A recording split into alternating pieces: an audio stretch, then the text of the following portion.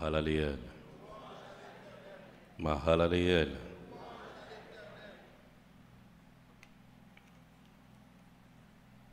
Mes bien-aimés, nous sommes en train de le dire depuis ce matin, nous sommes le dimanche de la Réforme, ou on peut dire aussi le dimanche de la Réformation. Réforme, cela veut dire qu'il y a quelque chose qui existait déjà et qui avait perdu son sens. Il y avait déjà une forme, et quand cette forme s'est déformée, il a fallu qu'elle soit réformée. Et c'est bien vers les années 1500 que les bien-aimés, les chrétiens dignes du nom, et les noms sont multiples, mais l'histoire a retenu quelques plus importants comme Martin Luther, Jean Calvin, John Wesley et bien d'autres qui ont œuvré pour ramener l'Église à sa forme primitive. Mais vous savez, ce à quoi je pense depuis cette semaine, mes bien-aimés, c'est que aujourd'hui nous sommes bien. Aujourd'hui, nous sommes bien, mais c'est au prix de grands sacrifices. Des disciples qui ont vécu le temps de la persécution de l'Église. Aujourd'hui, nous voyons des gens au bord de la rue avec leur porte-voix en train de partager l'Évangile. Partout, on peut parler de Dieu, on peut parler de la résurrection. Il n'en était pas ainsi avant, mes bien-aimés. Si aujourd'hui nous sommes libres, alors entre guillemets, parce que cette liberté, des fois, nous ne la comprenons pas, l'esclavage a changé de forme. Le contrôle de l'esprit et du mental a changé de forme, mais autrefois, c'était physique, mes bien-aimés. Les disciples ont dû consentir de grands sacrifices. Pierre a été en prison pour le nom de Jésus, pour l'Évangile. Jean-Baptiste a été en prison pour l'Évangile. Étienne a été lapidé pour l'Évangile. Polycarpe a été livré au bûcher pour l'Évangile, mes bien-aimés. Et autrefois, les disciples étaient écartelés. Vous savez ce que c'est qu'être écartelé? On mettait des cordes aux pieds et aux mains et on les amarrait dans des chevaux, à des chevaux, et puis 4 chevaux prenaient des directions différentes avec vous. C'est ce qui se nomme être écartelé. Et les membres s'arrachaient du corps. Pourquoi? Parce qu'on parlait de Dieu, parce qu'on parlait de l'Évangile. Aujourd'hui, nous avons la liberté de servir Dieu. Mais cette liberté est physique, nous devons la veiller, les ruses du malin. Nous devons surveiller les ruses du malin aujourd'hui, mes bien-aimés. Parce que si aujourd'hui, de façon physique, de façon matérielle, nous ne sommes pas torturés, il est de ces esclavages. J'ai pris soin de venir avec ça sur la chair, mes bien-aimés. Vous voyez cet écran?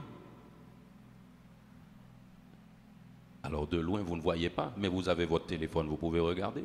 Combien c'est joli. Et à chaque fois, ça change l'image que vous avez sur l'écran. Vous avez toujours envie de regarder une nouvelle image qu'il y a sur votre écran. Et c'est ça l'esclavage d'aujourd'hui. C'est ça l'esclavage d'aujourd'hui, mes bien-aimés. Dimanche dernier, le pasteur parlait du téléphone. Vous vous demandez, c'est quoi le rapport? La réforme et le téléphone.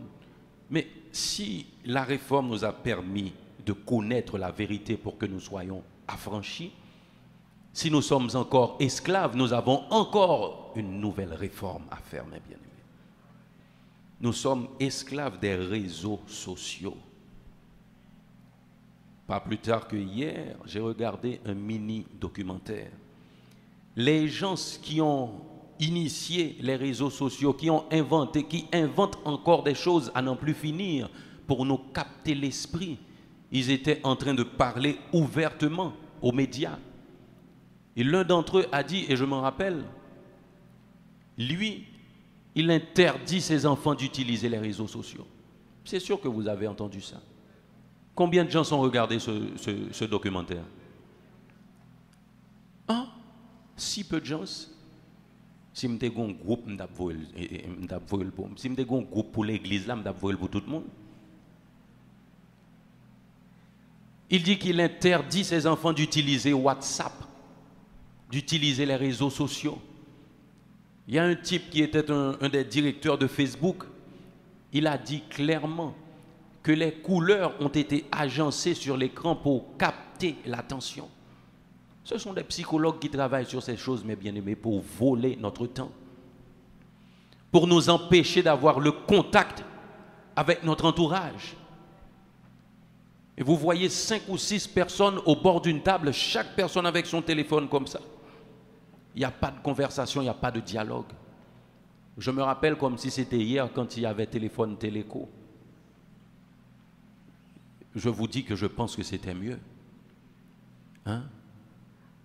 Chaque personne de la maison n'était pas dans un coin avec un téléphone.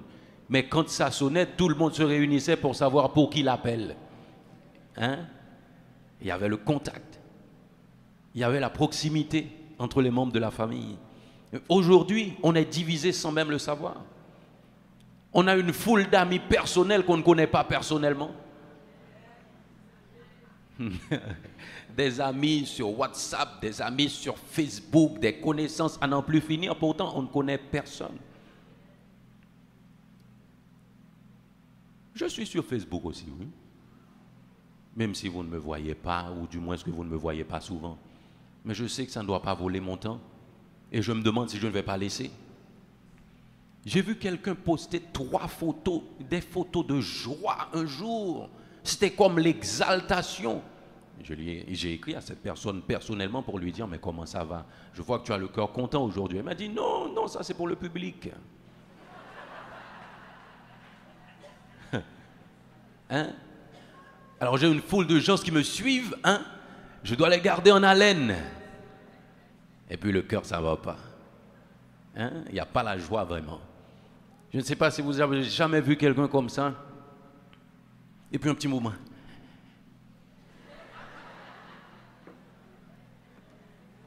Et puis il publie sa photo. Tout le monde pense que cette personne a passé une bonne journée. Et pourtant, ça va mal. C'est une sorte de schizophrénie, mais bien aimé, une double personnalité. Des maladies modernes que l'on développe avec le téléphone. Aujourd'hui, on vous dit à chaque fois, il y a une dernière version disponible, votre version est obsolète. Et vous effacez des choses sur votre téléphone pour avoir la nouvelle version. Aujourd'hui, autant que je le constate, vous n'avez pas besoin de cliquer sur une vidéo pour la regarder. Dès que vous arrivez, ça commence. Autrefois, il vous fallait télécharger. Mais ça commence automatiquement. Dès que vous arrivez dessus, bon, ça a déjà commencé, je regarde. Et puis ça vole votre temps. Vous n'avez pas le temps de prier. Le matin, quand c'est l'alarme du téléphone qui vous réveille, cela veut dire que s'il vous faut éteindre l'alarme, il vous faut avoir le téléphone en main. Et une fois le téléphone en main, les images qui montrent, oh j'ai des messages, laisse-moi voir. Quelques 5 minutes pour prier, vous passez 5 minutes avec vos téléphones. Parce que c'est le téléphone qui vous réveille. Mais bien aimé, c'est dangereux. C'est très dangereux. Dimanche dernier, notre berger parlait du téléphone. Je ne sais pas, je ne crois pas au hasard. Mais j'ai été porté à faire un tour de l'église et je me suis tenu à l'arrière. Le pasteur était en train de parler du téléphone. J'ai trouvé une sœur en train de jouer sur son téléphone. Mais l'écran, c'était vraiment joli. C'est un écran marron avec des points rouges. Moi, je ne connais pas les jeux, je ne sais pas ce que c'était. Je suis resté derrière la sœur à regarder. Quand le pasteur a parlé du téléphone, elle a dit déposez les téléphones. La sœur a fait rentrer son téléphone et l'a regardé si le pasteur l'avait vu. Et le pasteur n'avait pas vu la sœur. Et puis elle a tiré son téléphone à nouveau pour recommencer à jouer. Vous comprenez l'esclavage que ça représente? Et de là, moi qui me trouvais derrière cette sœur, je lui ai tapé dans le dos pour dire bon, rentre donc ton téléphone, ma sœur. Fais l'effort. Le téléphone, c'est dangereux. Même à l'église, ça nous poursuit. Que dire de la maison? J'ai été chercher, c'est pas de la blague, mes bien-aimés, j'ai été chercher mon costume dans un atelier de couture, et puis la dame de me dire que bon, c'est pas encore prêt, on avait rendez-vous vraiment, mais c'était pas encore prêt. Mais je dis bon, je ne comprends pas, c'était pas comme ça avant. C'est un atelier avec lequel je suis habitué, qui était très sérieux. Et elle a dit bon, mon fils, c'est comme ça qu'elle m'appelle, parce qu'elle me connaissait depuis tout petit. Il m'a dit, j'ai dû chercher un système pour brouiller les signaux ici, pour que les gens puissent travailler dans l'atelier. Elle a raté plusieurs commandes parce que les gens se trouvaient devant les machines à coudre avec leur téléphone comme ça. Elle a dû demander à la compagnie qui fournit le système de brouiller le signal dans sa zone pour que les gens puissent travailler. Vous imaginez ce que ça veut dire, mes bien-aimés? Le téléphone. C'est un petit outil intéressant, très utile, mais aussi très dangereux. Une arme à double tranchant. Aujourd'hui, si nous sommes esclaves de ceci. Nous sommes esclaves de ceci. Je dois vous donner une petite blague. Un matin, je suis sorti de la maison, j'ai oublié mes 2 téléphones. Arrivé au bureau, je m'en suis rendu compte. J'ai dit, ah, gloire à Dieu, j'aurai un petit repos pour la journée. Il n'était pas encore 9 heures, on m'a dit qu'il y a quelqu'un qui me demande devant. Ma femme m'a fait ramener les téléphones à la maison, au bureau. Moi, j'aime vivre sans mes téléphones. J'aime vivre sans mes téléphones. Des fois, je profite de l'occasion pour vous le dire, si vous voyez que vous écrivez que je ne réponds pas tout de suite, c'est que le téléphone n'est pas toujours avec moi. Parce que je travaille beaucoup de mes mains, comme l'a recommandé les Saintes Écritures par l'entremise de notre pasteur, il y a 2 semaines de cela. Et je vous encourage aussi à faire de même, mes bien-aimés, à pratiquer le contact humain et non le contact téléphone via Wi-Fi. Vous savez qu'il y a des écoles dans certains pays qui veulent garder quelque chose encore qui tend à disparaître, où le Wi-Fi est interdit. Vous imaginez aux États-Unis qu'il y a des écoles où le Wi-Fi est interdit. Et dans ce documentaire que j'ai regardé, la plupart des enfants de ceux qui dirigent, de ceux qui inventent les réseaux sociaux, leurs enfants fréquentent ces écoles où le Wi-Fi est interdit. Pourquoi? Parce que Dieu nous a fait pour vivre ensemble en tant qu'humains. Et à travers les Saintes Écritures, ce que nous avons pu découvrir, c'est que faire la volonté de Dieu, ce n'est pas seulement avoir un rapport, un lien étroit, une relation étroite avec Dieu, mais c'est constitué à au moins 75% de rapports humains. Si vous prenez le temps d'analyser Galates 5.22, le fruit de l'esprit, ces choses, la patience, la tempérance, la maîtrise de soi, la paix, avec qui on va les pratiquer? Avec Dieu ou avec ceux qui nous entourent? Et pourtant, c'est le fruit de l'esprit que nous devons pratiquer avec ceux qui nous entourent. Ça veut dire que les rapports humains sont d'une importance capitale dans les Saintes Écritures et dans notre relation aussi avec Dieu. Nous avons donc une nouvelle réforme, mes bien-aimés. Sortir de cet esclavage, de ce monde accapareur qui nous occupe l'esprit et qui pénètre aussi dans notre âme. Parce que ceux avec quoi nous nourrissons notre corps nous font développer des maladies ou nous gardent en bonne santé. Si nous mangeons bien, si nous mangeons sain, nous sommes en bonne santé. Mais si notre esprit aussi est mal nourri, nous sommes en mauvaise santé spirituelle. Et c'est ce qui se passe avec les téléphones.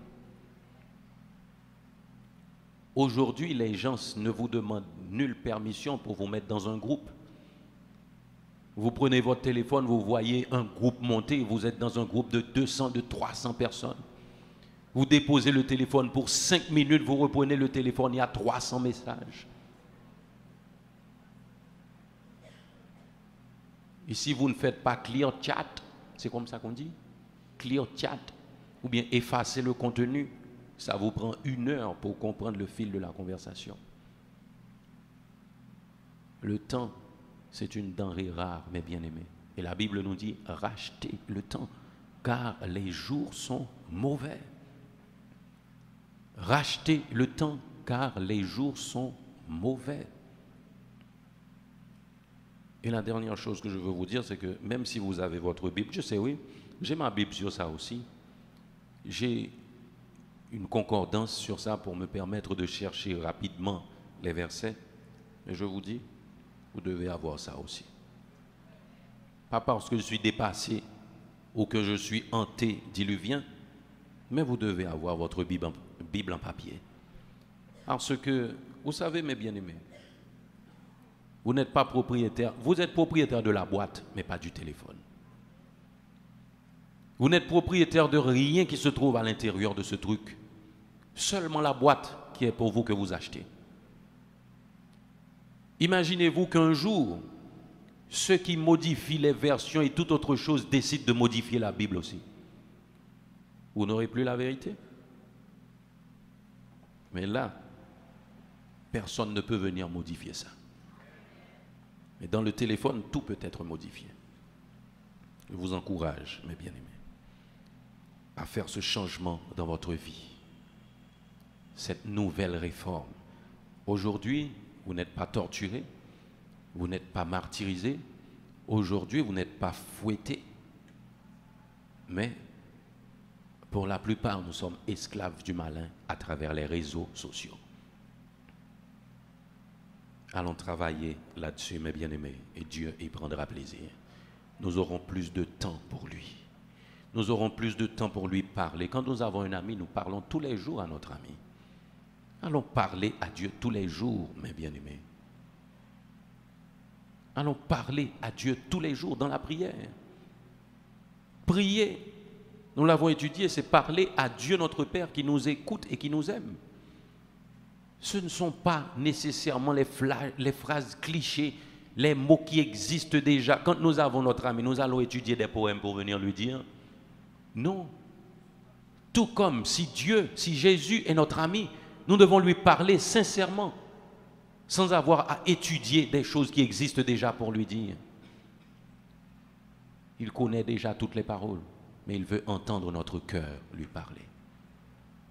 Mais si nous n'avons pas le temps, nous ne pourrons jamais établir et bâtir cette relation intime avec notre Dieu. C'est cela, la réforme que, par la grâce de Dieu, nous voulons pour nous et pour vous aussi ce matin. Que Dieu vous bénisse.